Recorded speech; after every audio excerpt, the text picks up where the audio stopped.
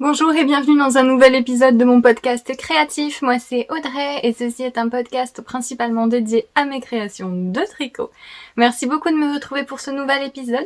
J'espère que vous allez bien, que ce reconfinement se passe bien pour vous, que vous êtes en bonne santé, vous et vos proches. J'ai un petit épisode pour vous. Pour se changer les idées, avec pas mal de jolies choses à vous montrer. J'ai un projet fini, une sortie de patron à vous annoncer, je vais vous montrer un encours que je reprends, et j'ai de jolies laines à vous montrer aussi, et quoi d'autre Oui, et petit point sur mes aventures en point Bargello, la broderie. Et enfin, je vous parlerai de ce qu'il se passe sur ma page Patreon. Ah, et j'ai envie de vous recommander une chaîne YouTube.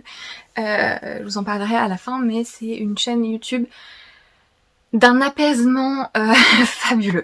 Donc je pense que ça pourrait en intéresser certains. Donc voilà. Voilà pour le petit épisode bulle. Mes cheveux sont bleus, verts, on sait pas trop ce qui se passe. Voilà, juste... passer outre.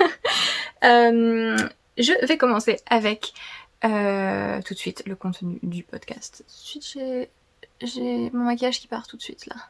J'ai dû allumer la lumière parce qu'il fait très sombre aujourd'hui. Il pleuviote, il y a des nuages, on sait pas trop ce qui se passe. Donc j'ai dû allumer la lumière parce que sinon on n'y voit rien. Du coup, tout fait un petit peu illuminer artificiellement. Mais ça ne déforme pas trop les couleurs, c'est juste un petit peu jauni. Mais voilà, c'est la situation de ce podcast et je vais commencer.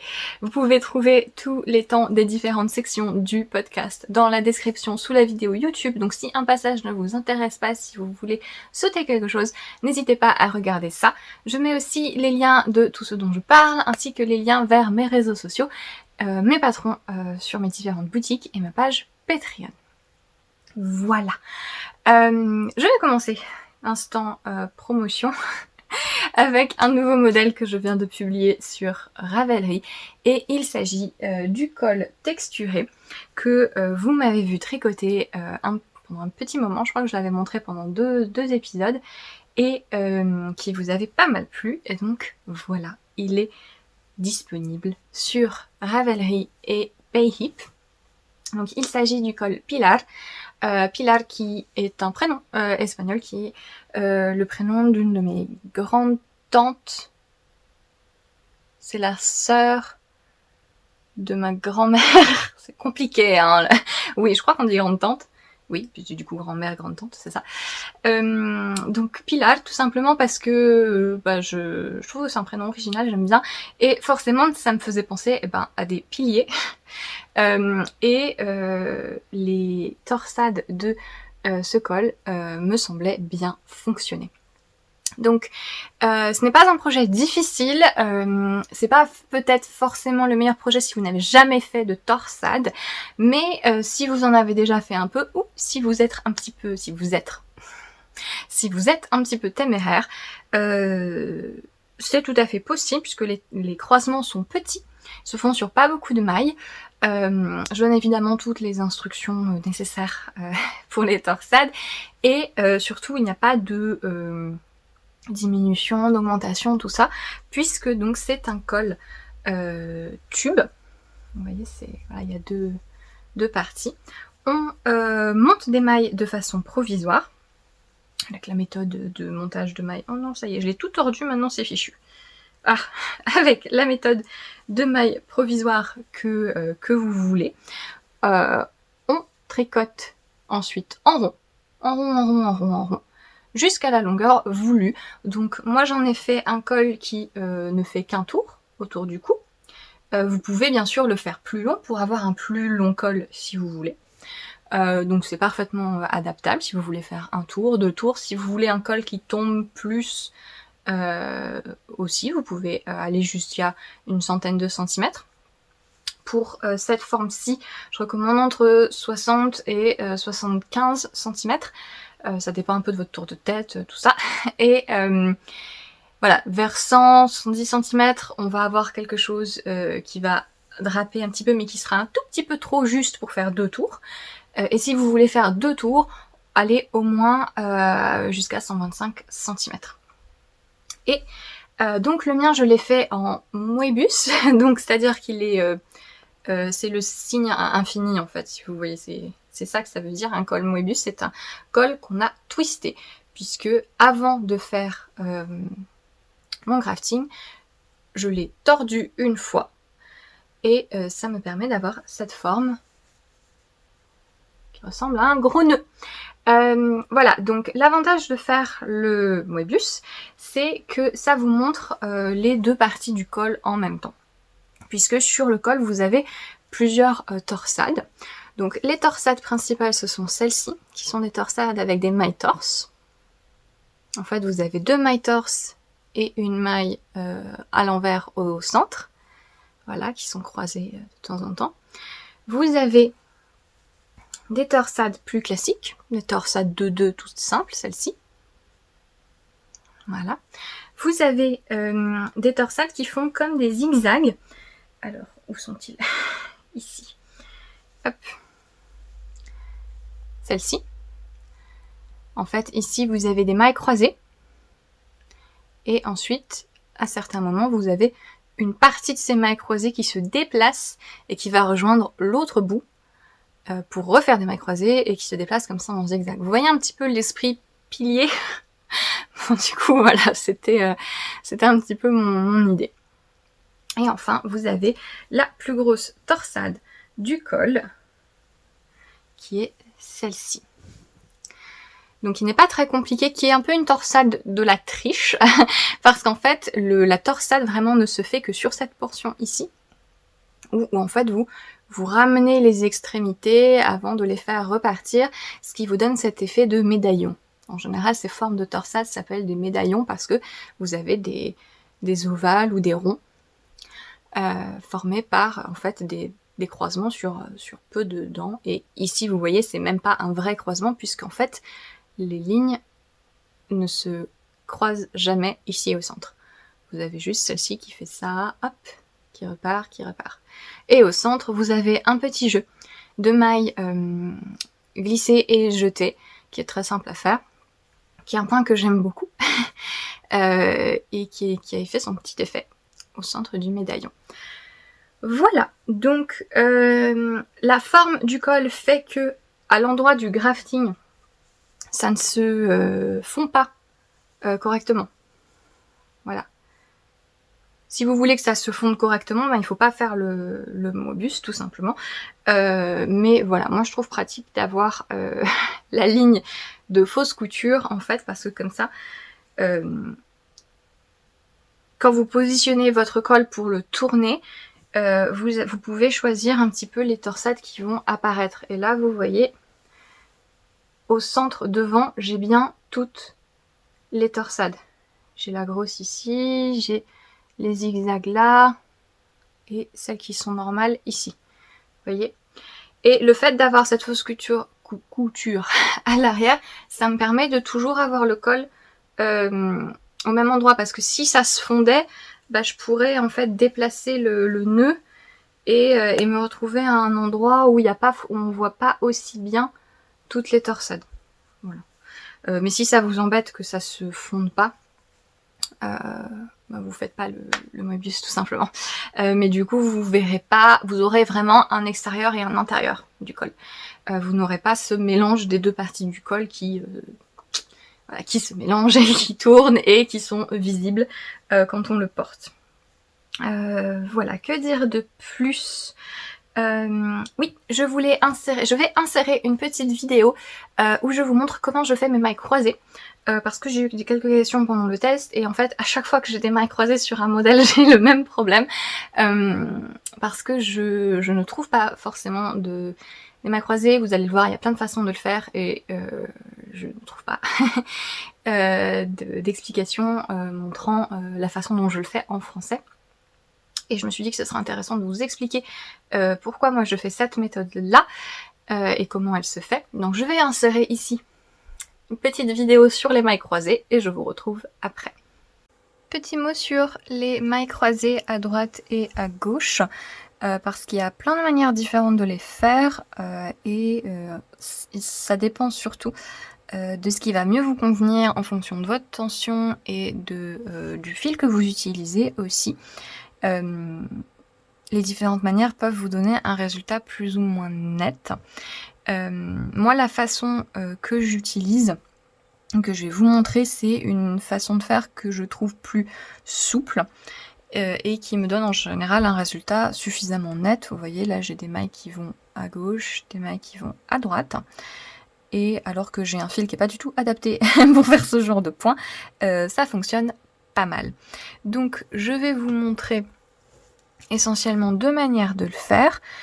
Une maille croisée, il s'agit de croiser deux mailles l'une sur l'autre. Donc en fait, vous pouvez, et c'est la première manière de le faire, tout à fait considérer ça comme une torsade, tout simplement. Donc moi je fais mes torsades sans aiguille auxiliaire.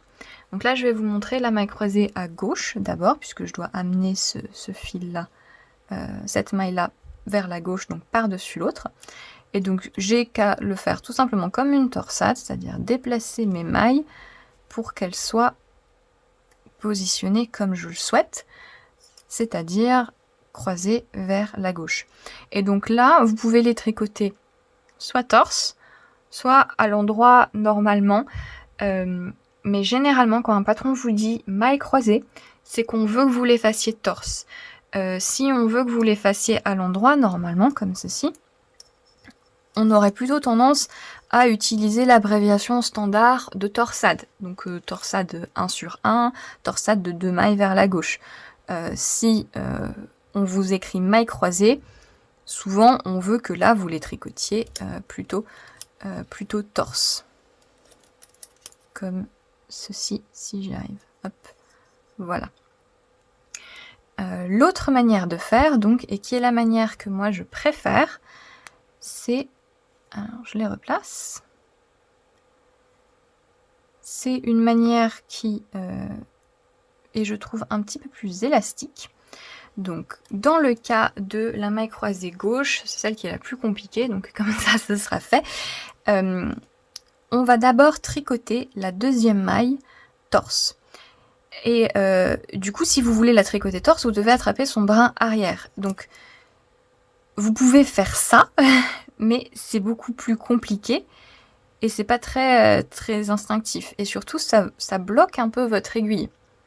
Voilà. Quand on vous dit de faire une maille torse, on vous dit de prendre le brin arrière. Donc forcément, quand c'est la première maille, ça change pas grand-chose que vous passiez par l'avant ou que vraiment vous consciemment allez vers l'arrière, c'est le même résultat. Mais quand on vous dit de faire une maille torse sur une autre maille qui n'est pas la première, ne passez pas comme ça entre les mailles depuis l'avant du tricot parce que vous bloquez votre aiguille et c'est pas très pratique de toute façon. Donc il faut bien prendre le brin arrière de la deuxième maille. Donc on la tricote torse, voilà. Puis on va retricoter ces deux mailles ensemble, là aussi, par le brin arrière. Comme ceci. Voilà.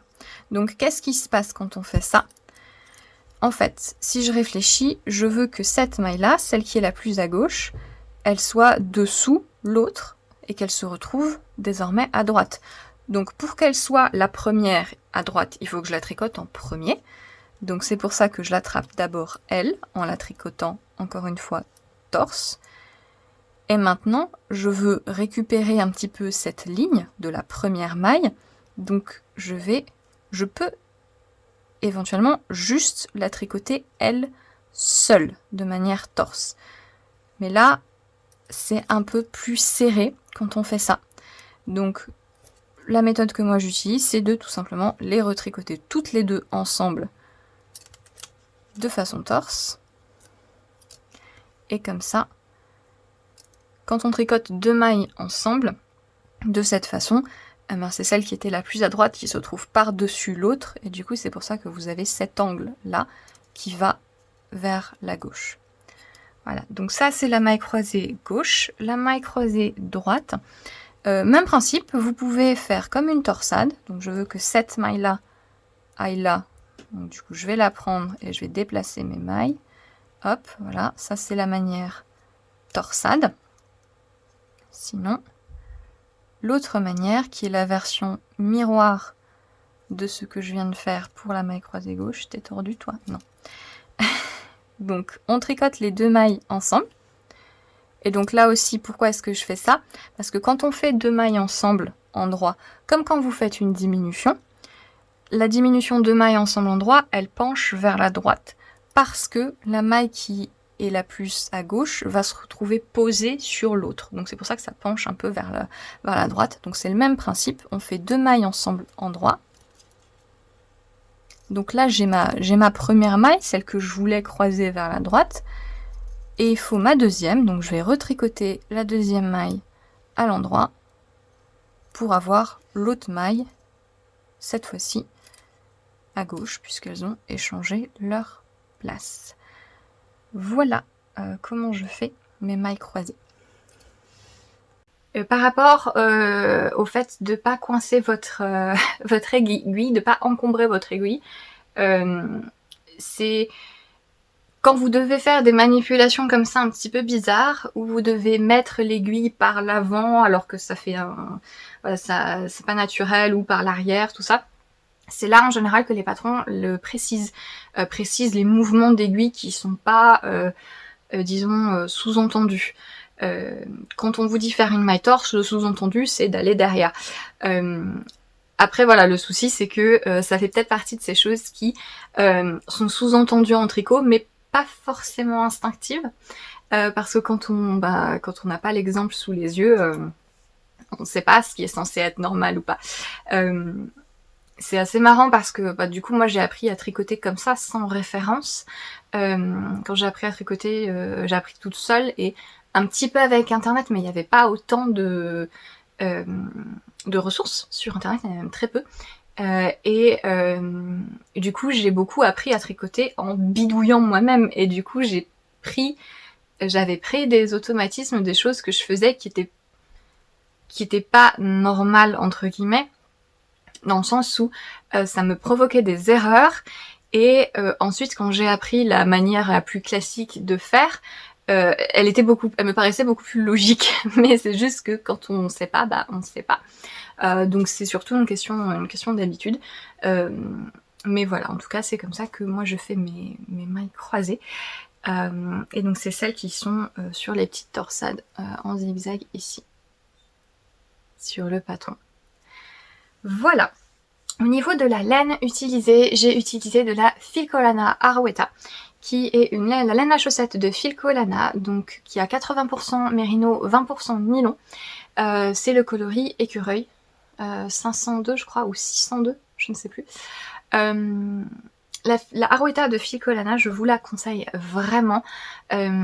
C'est pour moi la meilleure alternative aux bases fingering chaussettes teinte main. Elle est très douce, il y a un panel de coloris magnifique, elle a une superbe définition, comme vous voyez. En jacquard, vous aurez le même résultat que si vous utilisez un mérino superwash, tout ça, c'est le même genre de fil. Mais elle est vraiment de très bonne qualité. Et donc si vous voulez faire des projets qui recommandent des laines mérinos fingering, et qu'en général vous voyez des gens le faire avec des laines teintes à la main, n'hésitez pas à regarder la Arouetta parce qu'elle est vraiment chouette. Vous avez dans la gamme Filcolana aussi, dans cette marque, vous avez leur mohair, le Tilia, qui a à peu près les mêmes couleurs, et du coup vous pouvez faire des combos avec le mohair impeccable. Mais voilà, il me semble que chaque pelote de 50 grammes est à 4 ou 5 euros, je ne sais plus. Voilà, donc c'est plutôt très abordable, et c'est vraiment une bonne qualité pour tous vos projets en fingering. Voilà. Que dire de plus? C'est tout, je pense.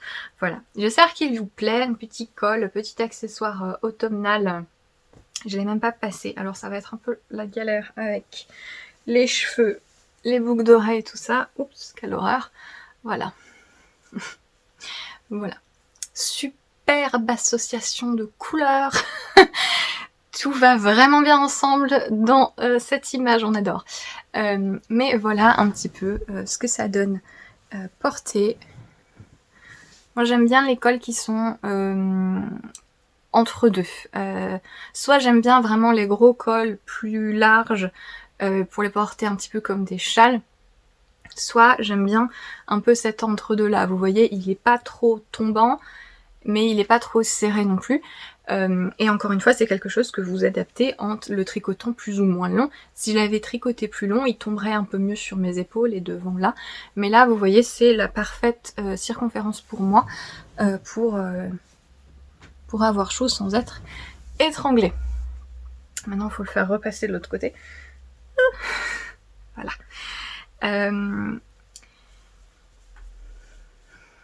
Pilar, donc, qui est sur Ravelry et Payhip. Et donc, comme tout le temps pour la sortie de mes modèles, vous avez une petite réduction sur Ravelry.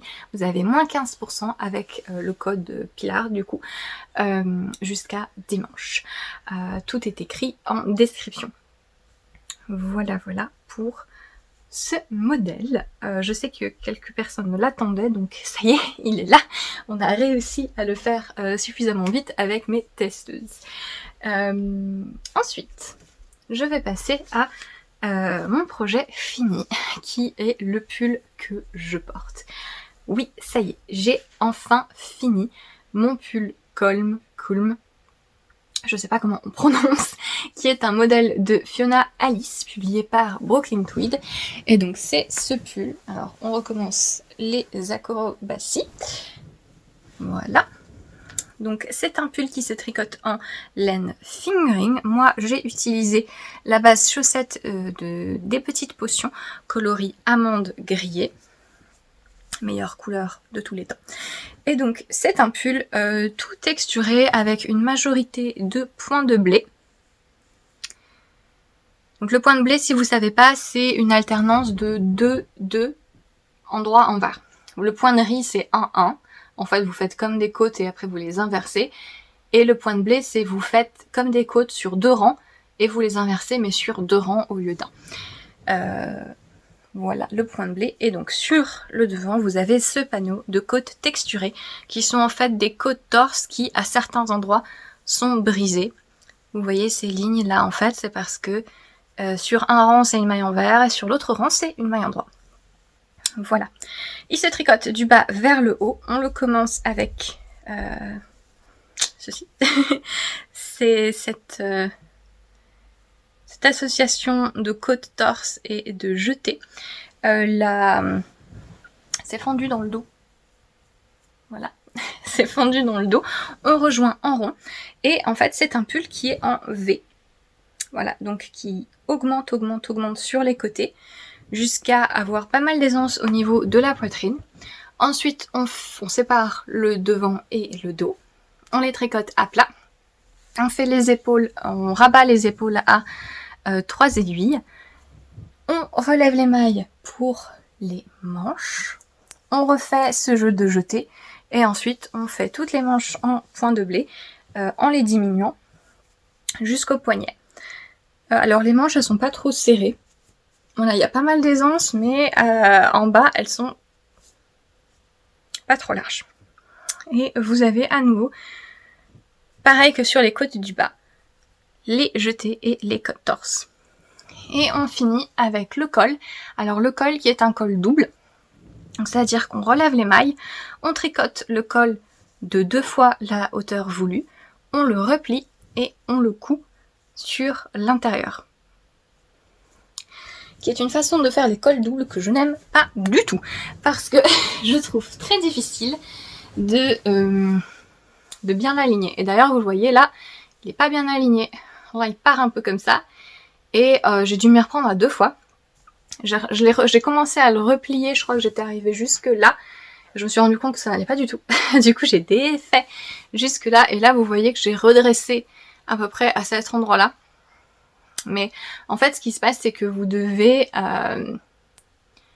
comment dire ? Vous devez attacher la maille qui est sur vos aiguilles à la même maille correspondante à l'endroit où vous l'avez relevée. Et je trouve ça plus difficile de le faire quand on a relevé des mailles en fait, plutôt que quand ce sont des mailles qu'on vient de monter. Donc par exemple quand on fait un pull du haut vers le bas, vous pouvez faire ça aussi. Si vous commencez par les côtes, vous tricotez les côtes 2 fois plus grandes, vous les repliez et vous refermez le col double en tricotant ensemble les mailles que vous avez sur l'aiguille et la ligne de montage. Et alors c'est très personnel, moi je trouve que j'ai plus de facilité à identifier les mailles sur une ligne de montage que sur des mailles relevées où c'est un peu le bazar en plus entre mailles endroit et mailles envers juste en dessous. Et du coup c'est pour ça qu'il était un peu tordu, il est toujours un petit peu mais ça va. Et je trouve très joli. Les cols doubles, je trouve ça très très joli. J'avais pas remarqué que c'était un col double dans ce modèle, mais je trouve que c'est vraiment essentiel, ça finit vraiment bien le pull. Voilà, ce pull, je l'ai commencé, j'ai vérifié, je l'ai commencé en mars dernier. Voilà, c'est ce que je vous disais, je pense, la dernière fois que je vous en ai parlé, j'ai l'impression que tous les ans, il faut que j'ai un projet qui traîne pendant des mois, alors que d'habitude, je suis plutôt efficace, c'est-à-dire que je fais un projet, j'y vais jusqu'au bout, je le finis, donc je le finis en général assez vite. Mais là, celui-ci, je l'ai mis en pause pendant longtemps, je l'ai repris, je l'ai remis en pause, je l'ai repris, etc., etc. Et du coup, voilà, ça m'a pris 7 mois pour le faire. Forcément, il a un point tout texturé, donc c'est pas le plus rapide à faire, mais c'est pas non plus insurmontable. C'est juste que forcément, par rapport à un pull où il y a une majorité de jersey, c'est un petit peu plus long. Et je suis particulièrement lente en point, en côte ou en point où on alterne l'endroit et l'envers. Je suis vraiment lente sur ça. Mais je suis super contente de l'avoir fini. Il est top. J'ai plusieurs bêtises. Quand je l'ai bloqué, je me suis rendu compte que j'avais une maille qui était en train de tomber. Je sais plus sur quelle épaule c'est, mais en gros j'ai raté mon rabat à 3 aiguilles à un moment, ce qui est assez bizarre parce que genre j'ai fait toutes les manches, tout le col et je m'en suis pas rendu compte, et je pense que la maille devait tenir par un petit fil ou quelque chose, et en le bloquant je me suis rendu compte que j'avais une maille qui commençait à partir là. Quel enfer. Du coup je l'ai récupéré et j'ai fait un nœud de sauvage à l'intérieur et ça ne se voit pas. Autre bêtise, c'est que j'ai fait une bêtise sur... Alors il faut que je le retrouve. Sur les jetés. Sur un des poignets en fait. Il y a un des poignets où il y a un endroit où il manque un jeté parce que là aussi j'avais fait tomber une maille et... Ah c'est là. Est-ce qu'on le voit? Non. C'est où? Là. Voilà. Là, normalement, il devrait y avoir un jeté aussi, ici. Mais en fait, j'avais pas le bon nombre de mailles, je ne sais pas pourquoi. Je savais pas pourquoi. J'ai pas regardé, j'ai laissé, j'ai continué. Jusqu'à ce que je me rende compte que bah là aussi, j'avais fait tomber une maille. Je fais rarement tomber des mailles, hein, donc c'est vraiment que j'étais au bout de ma vie et que je voulais juste le finir. Et du coup, bah, j'avais pas envie de défaire, hein, parce que la flemme. Et du coup, j'ai juste récupéré la maille et rattrapé, mais du coup, comme c'était juste une maille, je pouvais pas refaire le jeté. Mais j'aime bien. De toute façon, ça se voit pas, comme vous voyez, j'ai galéré à vous le retrouver. Et je suis pas anti imperfection dans mes tricots. Il y a ce côté, ça leur donne un petit charme, certes, mais c'est surtout que je m'en moque complètement. C'est-à-dire, j'ai fait un pull en entier, c'est pas parce qu'il manque un jeté ou que j'ai dû faire un nœud de sauvage sur l'épaule pour récupérer une maille que ça diminue le projet entier en fait. Du coup, ça me dérange pas du tout. Je suis très décomplexée par rapport à ça. Et j'aimerais que les gens le soient aussi un peu plus. Parfois je reçois des questions, que ce soit pendant mes tests ou sur des gens qui tricotent mes patrons, sur des gens qui montrent leur projet et qui s'excusent parce que la tension elle est nulle ou ils ont fait une bêtise et tout ça. Et parfois ils me disent pas quelle est la bêtise en question. Alors je sais pas s'ils le font exprès, si vous essayez de me faire un petit jeu d'énigmes, parce que 9 fois sur 10, je ne vois pas de quoi vous parlez. C'est-à-dire, ça arrivait pas mal avec le col Pila. Des gens qui avaient fait des toutes petites erreurs dans les torsades hein, au début, et qui mettaient des photos sur le fil Ravelry en voilà, l'autoflagellation, oh j'ai fait une bêtise, machin, et puis je regarde, je suis très concentrée pour essayer de trouver l'erreur, et voilà, c'est pas grave d'oublier un croisement ou quoi que ce soit, ou qu'on voit des lignes de couture, qu'il y ait un espace un peu plus lâche ici et là. Bien sûr que si ça vous embête, vous avez plein de moyens de le réparer, mais faut se déstresser un petit peu, je pense. Voilà, donc je suis très contente d'avoir fini mon pull. La laine s'est bien étalée au blocage, ça a bien pris l'aisance que ça devait prendre. Alors après, donc c'est une forme V, comme je vous l'ai dit, et je suis pas sûre que ce soit la forme qui aille le mieux à ma morphologie, puisque bah, du coup c'est l'inverse de moi. Donc en fait ça accentue, ça pourrait me donner l'effet vraiment comme ça, mais la taille est un peu trop basse, parce que moi j'ai la taille naturellement assez haute, donc la taille est un peu trop basse. En fait, les proportions de mon torse ne fonctionnent pas pour faire cet effet-là. Du coup, voilà, il est plus petit aux hanches et plus large autour de la poitrine. Ce qui est très exactement l'inverse de moi. Mais il est pas serré aux hanches non plus parce que il est assez court, il arrive sur le haut de ma hanche et surtout il est fendu dans le dos. Et donc voilà, je suis pas sûre que ce soit une forme hyper flatteuse, j'ai un peu de mal à savoir comment la porter. Surtout que j'ai voulu... je cherche des jeans. Ça fait très longtemps que j'ai pas acheté de jeans parce que j'en ai qui me vont toujours depuis des années. Et je suis en galère. J'aime beaucoup les formes de jeans, vraiment les jeans larges, hyper confortables, mais vraiment larges. Vous savez, les mom fit, là, tout ça, mais le vrai mom fit. Parce que là, je me retrouve j'achète des jeans une taille au-dessus des jeans que j'avais avant de la même marque. Hein. C'est-à-dire que j'ai un jean d'il y a 6 ans en taille 38 et c'est un jean slim, voire skinny, donc moulant, ça, et il me va très bien, il est même un peu grand. Et là j'ai acheté le même jean, enfin la même marque, un jean slouchy, donc qui est censé être plus large.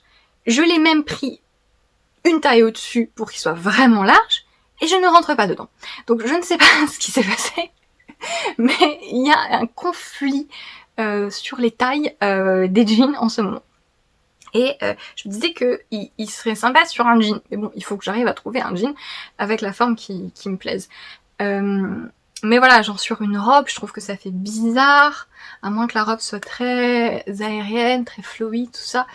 Ouais, je sais pas exactement comment le porter.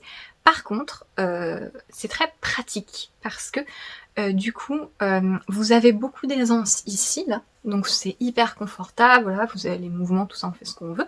Hein, voilà, je peux faire de la gym avec, mais vous n'avez pas d'excès de matière en bas. Et je sais que c'est souvent un problème sur les boxy, que quand on est assis, il y a trop de matière, là c'est trop large en bas, ça fait des tas, on ne sait pas quoi en faire. Et du coup là ce n'est pas le cas, je m'assois, il n'y a pas de tissu à gérer, tout ça. Pour les personnes qui sont en fauteuil roulant par exemple, c'est super pratique. Je sais que c'est un problème, tous les pulls boxy, parce qu'avec le fauteuil roulant c'est un peu pénible, quand ils sont trop larges. Et du coup, cette forme-là, c'est bien pour ça.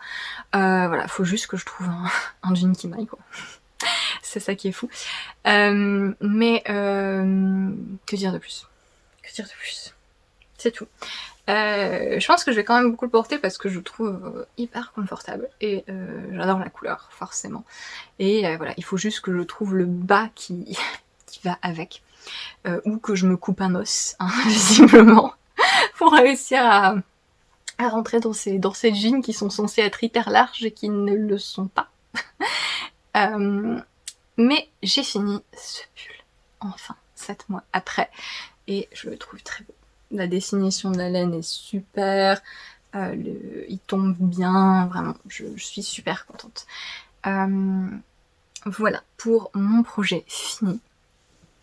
Un petit mot du coup sur l'autre en cours qui traîne un petit peu, qui est mon gilet Tarayola. Donc Tarayola, c'est un modèle qui est sorti en septembre chez Anna de l'Anna et Tricot. Donc c'est un modèle que j'avais créé en collaboration avec elle. Donc je suis au milieu d'un rang. Ceci est un podcast professionnel. Mais du coup, comme ça, je peux vous faire comme s'il était fermé. Voilà, c'est fait exprès. C'est fait exprès. Donc, c'est un gilet qui a été imaginé par Anna de l'Anna et Tricot. Et j'ai fait le patron pour elle. Et donc, il est vendu par Anna sur Ravelry et sur sa boutique. Et par moi sur ma boutique Payhip. Alors j'ai eu des questions de certaines personnes, vous pouvez acheter le patron chez Anna, hein, c'est pas, vous inquiétez pas, on s'arrange, voilà, il n'y a pas de, c'est pas, n'insistez pas pour l'acheter à moi parce que vous pensez que ça me soutient mieux, en fait, voilà, on se soutient avec Anna, donc le patron est disponible sur Ravelry, mais c'est la boutique d'Anna, voilà. Et parce que c'est son idée tout simplement. Et donc il est sorti début septembre pour l'anniversaire de sa boutique. Et moi j'étais en train de faire ma version que vous avez ici. Parce que du coup le prototype que j'avais tricoté était pour Anna. Et j'avais beaucoup avancé dessus justement à l'anniversaire de l'Anna et Tricot début septembre. Et depuis je suis sur le corps. Donc c'est un gilet raglan avec une forme un peu teddy et cette torsade des deux côtés, des pattes de boutonnage. Et les pattes de boutonnage sont tricotées le long du corps. C'est un gilet assez crop. Alors moi je vais le faire un chouïa plus long. Je fais la taille 3 je crois. Oui, j'ai choisi une taille un peu plus grande pour moi parce que moi je préférais un gilet un peu plus loose par rapport à ce que j'aime porter. Celle-là c'est pas comme les jeans, hein, je peux le faire. Je fais ce que je veux là avec le pull. Je ne suis pas soumise aux lubies des marques. Mais voilà, je l'ai repris maintenant que j'ai fini. Comme c'est mon projet perso principal, et je sais pas exactement à quel point je vais le faire long. Donc c'est un gilet qui en bas a une large bande de côte. Mais en fait ce que je fais c'est que donc je fais les pattes de boutonnage et je fais les boutonnières en même temps. Et à chaque fois que j'arrive à une boutonnière, je regarde s'il me va ou si je veux qu'il soit encore plus long. À chaque fois j'ajoute voilà 5 cm par 5 cm et quand il sera à la bonne hauteur je passerai aux côtes. Voilà, c'est un modèle qui est pas compliqué à tricoter, hein. Je sais juste qu'il faut un petit peu d'attention au début forcément quand vous êtes en train de faire le raglan, la torsade et les pattes de boutonnage, mais en fait individuellement ces choses sont très simples et très simples à suivre. Du coup voilà, c'est juste il faut juste que vous preniez la peine de regarder un petit peu la torsade. Et c'est une torsade qui est extrêmement simple. C'est des croisements juste de 4 mailles qui avancent jusqu'au bout. Et puis après on recommence. Donc voilà, vous pouvez pas vous tromper. Mais il faut juste voilà que vous preniez le parti de lire votre tricot. Au moins pour suivre la torsade. Et maintenant que je suis sur le corps, ben c'est tout droit. J'ai juste à gérer la torsade, les boutonnières tous les 5 cm. Et c'est tout. Je le tricote avec du coup la laine qu'on avait utilisée pour la collaboration qui est la laine de Ma Petite Laine. Donc c'est Cindy ex Mon Chip Shop qui a renommé sa marque en Ma Petite Laine. Et ceci c'est une laine 100% française, 100% bretonne, qui est un très très beau fil cardé naturel qui est un fil avec un toucher sec et pas piquant qui gonfle énormément. Donc c'est un métrage de fingering, donc il y a bien 400 mètres au 100 grammes, mais l'échantillon du gilet est de 22 mailles, il me semble, je sais plus. Heureusement que c'est pas mon modèle, mais voilà, donc le gilet se tricote soit comme ça avec une fingering vraiment gonflante, soit avec un fil plutôt sport. Si vous prenez un fil qui glisse, plutôt un fil sport. Mais donc là on est sur quelque chose qui est gonflant, qui est très très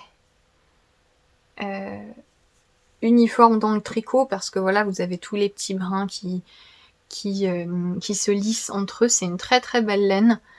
Et l'avantage des laines cardées, c'est qu'elles sont très... comment on dit, c'est qu'elles pardonnent beaucoup la tension. En fait, voilà, si... Là, vous voyez pas forcément chaque maille individuellement. Donc s'il y a une maille qui est plus lâche que d'autres, qui est trop serrée, s'il y a des irrégularités dans mon tricot, ça ne se voit pas beaucoup. Sauf toute proportion gardée, évidemment. Mais c'est beaucoup plus facile d'avoir un résultat uniforme avec une laine cardée qu'avec une laine peignée. C'est leur avantage. Et surtout, on utilise moins de fils aussi. Donc là, moi j'avais trois échevaux. Et je pense que je vais en utiliser... J'ai commencé avec un écheveau. Et j'ai alterné sur un petit peu là, histoire de faire passer les couleurs, parce que, alors c'est pas le cas de tous les coloris, moi c'est le coloris Maro, mais celui-ci est un peu plus nuancé. C'est un coloris qui est un petit peu compliqué à prendre en photo parce qu'il est marron glacé, parfois il y a des reflets lavande, un peu violine, un peu grisé, et même si les échevaux en tant que tels n'ont pas l'air très variés, j'avais pas envie de risquer une différence. Du coup, j'ai utilisé un écheveau que je n'ai pas encore fini parce que j'ai gardé des petites boules pour alterner aussi en haut des manches. Et du coup, je viens à peine de commencer le deuxième écheveau. Et j'ai fait peut-être un peu plus de la moitié du corps déjà, je pense. Ouais. Donc voilà, c'est un gilet qui est très peu gourmand en fil si vous utilisez un fil cardé. Voilà. Un autre avantage des fils cardés, c'est que vous avez plus de métrage pour un fil qui peut avoir un échantillon plus gros. Donc ça vous sauve un petit peu des sous. Si vous voulez faire un pull en DK, achetez de la DK, une quantité pull. C'est assez cher, mais vous pouvez prendre un fil sport ou un fil fingering un peu épais. S'il est cardé, vous allez pouvoir avoir le même échantillon que de la DK, sans problème. Et vous devez acheter moins de pelotes ou d'écheveaux parce que vous avez plus de métrage. Voilà. La magie des fils cardés. Je voulais vous montrer les boutons parce que j'ai des boutons pour ce gilet. Et du coup, je voulais des boutons... je ne sais pas comment s'appellent ces boutons. Je voulais des boutons pas ceux à trous, ceux qui sont comme ça. Voilà, ceux qui s'accrochent avec le bitonio là. Terme technique. Bitonio. Parce que je trouvais que ça allait bien ensemble. Voilà. Je sais pas ce que vous en pensez. Un peu, je sais pas.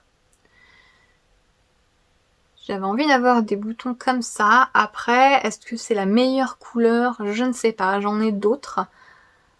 Mais j'ai un peu peur qu'ils écrasent un peu la couleur de la laine parce qu'ils sont vraiment en gros conflit. Donc je suis pas sûre. Il faudrait peut-être quelque chose qui soit plus marron. Ou un peu moins brillant en tout cas. Je verrai. J'ai beaucoup de mal à trouver des boutons dans un style qui me plaît. Il y a beaucoup de boutons nacrés, de boutons avec des paillettes, tout ça. Et c'est pas trop mon truc. Et j'ai assez de mal. Moi j'aime bien les boutons en bois, j'aime bien les gros boutons. J'ai une autre possibilité de boutons, mais j'en ai que 8. Alors je sais pas si ça va suffire. C'est peut-être mieux. Mais j'en ai que 8 et je sais pas si je peux les racheter. Je les avais trouvés sur Etsy, mais je ne sais plus si c'était quelque chose de vintage, donc... Ah oui, c'est mieux quand même. Hein. Non, reste là. Bon, si j'en perds un en plus, on va pas y arriver. J'essaie de le coincer entre les mains. Hop. C'est mieux. Mais en fait, j'avais peur parce qu'il y a un très joli dessin de fleurs dessus, vous voyez. Et en fait, j'avais peur que ça... J'avais peur que ça soit étouffé par la torsade. Mais en fait, je trouve... Bah, j'ai qu'à le tenir par derrière, je suis bête. Des fois, hein, on se demande où sont passés les neurones. Hein. Hop. Qu'en pensez-vous? Je ne sais pas. Je ne sais pas. J'ai quand même une préférence pour ceux d'en haut parce que, je sais pas, je trouve qu'ils ressortent mieux et que ceux-là seraient plus jolis sur une laine plus claire. Je sais pas. Je pense que je me rendrai mieux compte une fois le gilet fini et posé à plat. Mais du coup, voilà, c'est mon cours perso du moment. Je continue mon gilet Taraviola. Et voilà. Quoi d'autre? C'est tout. C'est tout ce que je voulais vous montrer côté tricot. J'ai fini des prototypes pour des modèles, mais que je garde un peu secret. Et du coup, voilà, c'est tout pour les encours tricot. Et je vais vous montrer une jolie laine d'abord que j'ai commandée. C'est de la laine Westwool, donc c'est la laine qui est faite par Stephen and Penelope, donc qui est en fait c'est Stephen West et j'ai oublié son nom, l'autre personne qui s'occupe de la boutique Stephen and Penelope à Amsterdam. Ils ont fait leur propre gamme de laine qui s'appelle Westwool et donc il y a une version fingering et une version DK. Moi j'ai pris la version DK, donc qui est tandem. Et en fait, j'étais très tentée par ceci, mais je l'avais jamais vu. En vrai. Et je l'ai vu. C'est Marie-Amélie qui tricote son pull en brioche. Elle n'a pas sorti son pull en brioche. Vous savez, c'est un pull qu'elle fait en noir et gris avec un très beau motif de feuilles tout en brioche. Il est où ce pull, Marie-Amélie, là? Qu'est-ce que... Pire personne. Horrible. Donc bref, elle fait un très très beau pull en brioche. Et j'ai vu Marie-Amélie quand elle était en train de le tricoter. Et du coup, je suis allée avec mes doigts papouiller. Alors c'était avant la fin du monde. Hein, voilà. Donc j'ai pu papouiller la fil et le fil. Et c'était du coup de la Westwool. Et super doux. C'est bien normal puisque c'est un mélange de 90% de Merino Falkland. Donc le Merino Falkland, c'est le Merino des îles Malouines, c'est du Merino hein, grossièrement. C'est juste que c'est un Merino qui est très proche du Merino australien, blanc, machin, le plus doux, bidule. C'est juste qu'il est, c'est celui qui est élevé sur les îles Malouines. Avec un certain standard du coup en termes de qualité d'élevage et tout ça, etc.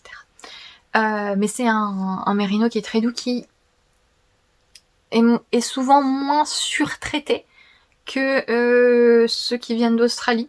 C'est en général ce que je trouve dans les fils.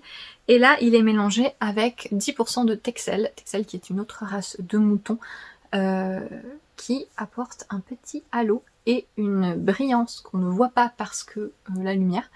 Mais du coup, voilà, j'ai pris la version DK. C'est vraiment très doux. C'est un fil qui est assez rond, même si il n'est pas hyper retordu. Si j'arrive à séparer les brins un jour dans ma vie. Hop. En fait, c'est 3, hein, je crois, oui. Ces 3 brins, ils sont pas hyper retordus. Mais c'est un très bon entre-deux. Alors les 3 brins, ça permet que ce soit rond. Mais ils sont pas sur-twistés et du coup elle a quand même un peu de texture et je trouve ça hyper intéressant. Et j'ai pris 4 couleurs. Parce que je sais pas, j'ai envie de faire des pulls. En ce moment, j'ai envie de faire des pulls avec des grosses rayures, des trucs avec plein de couleurs différentes. Et en fait, j'aimais bien le principe d'avoir un ensemble de couleurs assez doux, qui vont bien ensemble. Donc là, vous avez un gris, un rose très pâle et un espèce de vieux rose. Et d'avoir en plein milieu, paf, une couleur un petit peu plus flashy. Qui serait ce bleu. Alors j'ai pas encore décidé exactement ce que ce sera. J'achète toujours, quand j'achète de la laine, j'ai toujours une idée. Il me faut toujours une idée. Je peux pas acheter de la laine si j'ai pas une possibilité de ce que ça peut devenir. Très souvent ça change, c'est-à-dire que je vais la garder dans mon stash et je vais changer d'avis. Soit je vais avoir une idée et cette laine-là va être parfaite pour ça, ou alors je vais changer pas de goût, mais disons changer vouloir faire autre chose que ce que j'avais prévu au départ. Mais au moment de l'achat, j'essaie d'avoir toujours une possibilité, dans le pire des cas, non, mais je veux dire, au moins, je ne sais pas parler. Oh là là, c'est compliqué aujourd'hui. Pour me dire que au moins ça deviendra forcément quelque chose. Et là, en l'occurrence, je pense à un pull, un gros pull un peu années 70-80, avec des grosses rayures, mais j'ai envie de faire des jeux de texture ou voire de jacquard dans ces rayures. Je sais pas encore très défini quoi, mais j'aimais bien l'association. Mais voilà, c'est un beau fil qui est doux mais qui est quand même intéressant avec le mélange de textile et j'ai hâte de voir ce que ça donne. En tout cas, il y a un beau panel de couleurs. Il y a pas mal de coloris hors stock, mais alors j'ai pas regardé sur la version figurine. C'est peut-être un petit peu plus rempli. Mais voilà, si vous êtes basé en France, l'envoi depuis Amsterdam est hyper rapide. Voilà, j'ai été très surprise de les recevoir si vite. Mais voilà, je voulais vous montrer un petit peu ces couleurs de la bonne humeur. Et on va finir la partie, le blabla créatif avec du Bargello, encore et toujours. Donc le Bargello qui est un point de broderie avec des traits horizontaux, verticaux, ce que vous voulez. Et je suis en train de faire des ornements de Noël avec. Donc je suis des patrons de Hello Bargello, qui est une créatrice de patrons américaine qui fait des kits, qui fait des patrons aussi PDF. Et donc je vous avais montré la dernière fois un premier jet d'ornements, et là je suis sur les deuxièmes types d'ornements, qui sont ceux-là. Donc ils seront en diagonale. Voilà, donc l'idée c'est d'avoir ces petits carrés suspendus avec des petites breloques ensuite en laiton. Et voilà, donc vous avez des dégradés en fait de 5 couleurs, et c'est là que je vois le talent en fait de la créatrice de patron. C'est que moi je suis incapable de réfléchir à des agencements de couleurs. Et dans le Bargello, c'est ça qui est intéressant, le point en soi est extrêmement simple. Voilà, c'est juste deux petits traits verticaux là comme ça. Mais le positionnement, la façon dont vous positionnez les couleurs, ça change tout. Donc là, vous avez une version avec la couleur qui va du clair au foncé. Là, il y a la version inversée. Et en fait, je vais faire... alors, ça sera des ornements double face. Hein. Donc, en fait, c'est pour ça qu'il y a 2 fois, à chaque fois, la même chose. C'est parce que après, je vais les coudre ensemble. Donc là, l'idée, c'est d'avoir double face avec l'inversion des couleurs. Voilà. La version rose. Et ensuite, là, vous avez cela. Et en fait, c'est exactement le même patron. C'est exactement la même construction. C'est juste que les couleurs sont agencées différemment. Et du coup, vous coupez les lignes à peu près à mi-chemin et ça vous fait cette étoile au centre. Tout simplement en agençant les couleurs différemment. Et c'est très malin et ça fait un effet en Bargello si on joue avec les dégradés, tout ça que je trouve hyper chouette. Donc il m'en manque 2. En fait, je vais refaire des comme ça, mais avec la croix rose au milieu et l'extérieur en bleu. Voilà. Et ensuite, il faudra que j'en refasse des comme ça pour moi. Parce que j'en fais en fait un jet pour mon copain et sa famille. Et ensuite, je vais en faire les mêmes pour moi et ma famille. Et je voulais lui envoyer son paquet de Noël incessamment, plus de temps pour les finir. Et leur envoyer le colis. Voilà. Pour ma petite activité de broderie. J'ai envie de les finir parce que j'ai envie de faire du point de croix. Mais je veux finir ça à temps pour Noël. Voilà. Il fait tout sombre d'un coup là, pourquoi Voilà. J'ai fini pour toutes les petites choses que j'avais fait, que j'ai fait ces dernières semaines. Petit blabla Patreon puisque nous sommes en novembre, c'est un nouveau mois. Et donc si vous ne savez pas, j'ai une page Patreon sur laquelle vous pouvez me soutenir. Vous avez différents niveaux. Et pour les niveaux 2 et 3, c'est-à-dire les niveaux à 5 et 10 euros, vous avez accès, déjà vous avez un patron ou deux par mois, et vous avez aussi accès à des vidéos exclusives, des vidéos de discussion technique où j'aborde différents sujets. Ce ne sont pas des podcasts. C'est pas du tout le même contenu que ce que je fais ici. C'est soit des tutoriels, soit des vlogs coulisses de design en particulier, soit des discussions sur une technique, une thématique. Voilà.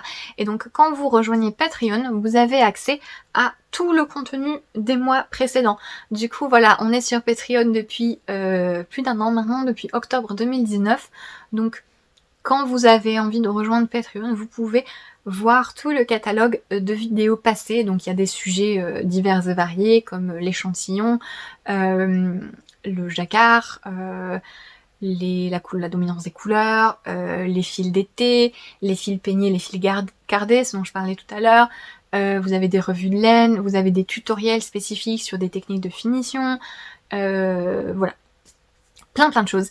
Et ce mois-ci, la thématique, c'est donc les fils d'hiver. Donc j'ai fait une vidéo qui explique un petit peu qu'est-ce qui fait qu'un fil est chaud en termes de composition, en termes de structure, en termes de préparation de sa fibre. Et aussi qu'est-ce qu'on peut faire dans son tricot pour avoir quelque chose de chaud. Donc quelle technique privilégier, qu'est-ce qu'il faut prendre en compte pour éviter d'avoir des projets qui soient trop lourds, des choses comme ça.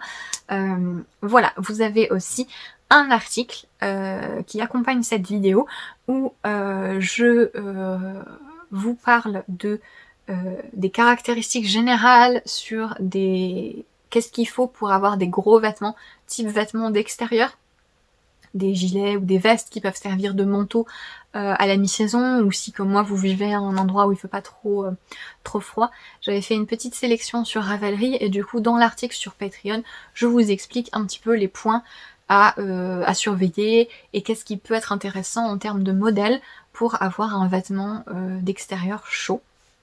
Et je vous fais aussi une petite sélection coup de cœur fils, de fils que j'ai découvert plus ou moins récemment, de fils chauds, de fils parfaits pour l'hiver, pour différents budgets, tout ça, et je vous donne des petites astuces et des conseils. Voilà, donc c'est la thématique du mois sur Patreon, comme d'habitude. Si vous voulez rejoindre Patreon juste pour essayer, juste pour acheter un patron, parce que c'est un moyen pour vous d'acheter un patron moins cher que via les autres canaux. Vous pouvez rejoindre Patreon et vous pouvez vous désabonner pour le mois d'après en fait. Vous n'êtes pas du tout obligé, il n'y a aucune obligation de rester, vous n'êtes pas obligé de vous excuser quand vous devez partir. Voilà, n'hésitez surtout pas, il y a plein de créateurs à soutenir sur Patreon, des gens qui font du super boulot, donc voilà, il ne faut pas hésiter à soutenir qui vous voulez, quand vous voulez, et encore une fois, quand vous venez, vous avez le contenu de tous les mois précédents. Donc voilà, ça vous fait un petit pactole. Si vous avez un mois, je sais pas, un mois où vous n'avez pas le droit de sortir, par exemple, et qu'avoir une petite douzaine de vidéos tricot, ça vous intéresse pour occuper vos journées, voilà, ma page Patreon est là. Je suis très reconnaissante à tous ceux qui sont sur ma page Patreon parce que c'est vraiment un énorme soutien et ça me permet très concrètement là depuis quelques mois ça m'a permis d'investir pour de gros projets. J'ai même pu préparer de belles choses dont j'ai vraiment hâte de vous parler et d'ailleurs les gens qui sont sur Patreon savent en avant-première un petit peu tout ce qui se passe. Et c'est le genre d'avantage aussi à avoir une page Patreon, c'est de pouvoir un petit peu échanger en semi-secret avec vous, vous demandez votre avis, vous partagez des choses et voilà. Je le redis, Patreon est maintenant en français. Donc l'interface du site est en français, donc c'est beaucoup plus compréhensible et vous pouvez gérer vos abonnements de manière beaucoup plus simple maintenant que c'est enfin en français. Et vous pouvez aussi payer directement en euros, ce qui vous évite de sales frais de conversion. Voilà. Voilà. C'est tout. Donc si ça vous intéresse, le lien vers ma page Patreon est dans la description sous la vidéo. Et je vais finir ce podcast en vous recommandant une chaîne que je pense que certains d'entre vous doivent connaître parce que c'est une grosse chaîne YouTube. C'est la chaîne de Lizzy Chi, j'espère que je prononce ça à peu près correctement, qui est une chaîne YouTube que je suis depuis un petit moment. Et si vous avez besoin de belles vidéos reposantes et inspirantes, voilà. Donc c'est des vidéos où en fait, donc Lizzy Chi, la personne qui tient la chaîne, elle vous montre en fait de A à Z. Alors c'est beaucoup de cuisine, vous la voyez, elle est récoltée, les ingrédients, les fruits, les légumes, tout ça. Et vous la voyez cuisiner, faire des préparations traditionnelles. Elle vit en Chine. Voilà, faire des préparations traditionnelles, des choses absolument aberrantes. Genre elle prend des kakis, elle les suspend en guirlande, puis elle les fait confire, enfin des trucs. Et il y a même des vidéos de loisirs, de création de films. Notamment, il y a une vidéo où elle fait tout un manteau en matelassage en soie à partir des cocons de verre à soie. Donc elle fait à chaque fois dans tout ce qu'elle fait, que ce soit cuisine ou bricolage manuel ou création textile, de A à Z, c'est-à-dire elle fait tout de manière vraiment traditionnelle et manuelle. C'est très bien filmé, c'est très très beau, les paysages sont magnifiques, il y a une petite musique à chaque fois très douce, sont voilà les reprises de Ghibli au piano, tout ça, vous connaissez, les choses comme ça. C'est très zen, c'est très reposant. Voilà, ce sont vraiment de belles vidéos qui durent à chaque fois entre 10 et 15 minutes. Et je sais pas, c'est une chaîne que j'aime beaucoup, c'est une chaîne un petit peu... Au début, quand on la découvre, on est un peu en mode « Ah oui, la perfection !» Mais c'est très très très reposant et c'est très agréable à regarder.